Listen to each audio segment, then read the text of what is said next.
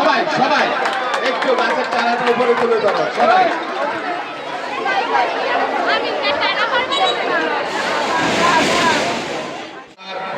সন্তানেরা, আমার বোনেরা, ছাত্রীরা, তোমরা আগামী দিনে আমাদের দেশ এবং সমাজের অহংকার। আমি দুঃখ প্রকাশ করছি যে আমার একটু দেরি হলো। আমি এর আগে এসেছিলাম, কথা দিয়েছিলাম যে তোমাদের জন্য প্রত্যেককে একটা ফলন গাছের চারা আমি দেব। আমাদের জীববৈচিত্র্য, প্রাণ এবং প্রকৃতি, আমাদেরকে পরিবেশকে রক্ষার জন্য বা আমাদের পুষ্টিগুণ বৃদ্ধির জন্য এই যে ফলের গাছ আমি চাই। এই মেয়েরা একটু শোনো, শোনো বাবারা, আমার কথাটা এক মিনিট একটু শোনো।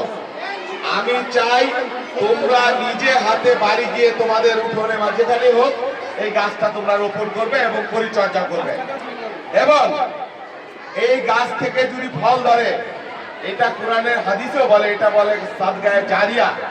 যদি তুমি নাও থাকো, এই যে গাছের ফল বা ছায়া, এটা তোমাকে ইহকাল পরকাল সবসময় তোমার জন্য এটা একটা আশীর্বাদ হয়ে থাকবে। তো যাই হোক, আমি দেরি হয়ে করেছি। প্রত্যেকেই তোমরা, আমি অনুরোধ করি, আমি কথা দিয়েছিলাম তোমাদের প্রত্যেকের জন্য একটা ফলন গাছের চারা আমি দিব। 1500 ছাত্রছাত্রী এখানে ছাত্রীরা আছে, তোমাদের দেরি হয়ে গেছে। তোমরা এখন প্রত্যেকে গাছের চারাটা একটু উপরে, এই গাছ তোমরা নিবা, লাগাবা, যত্ন করবা, ইনশাল্লাহ ভবিষ্যতে ফল ধরবে এই গাছে।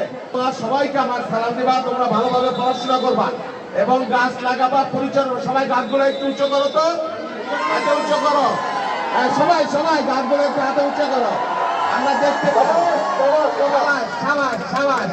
থ্যাংক ইউ সবাই, তোমাদেরকে অনেক ধন্যবাদ। তোমরা অনেক লক্ষ্মী ছেলে, আমাদের লক্ষ্মী বাচ্চা।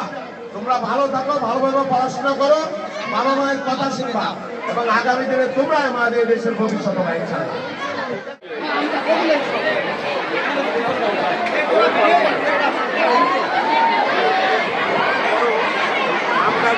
বলার পরে ওরা সবাই হাত উঁচু করে ধরছে, উঁচু করে আমি দু কথা বললাম।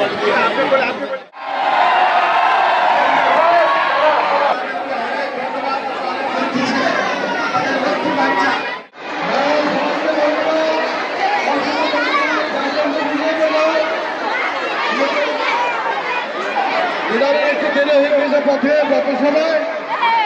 সবাই গার্জিয়ানকে বলবো।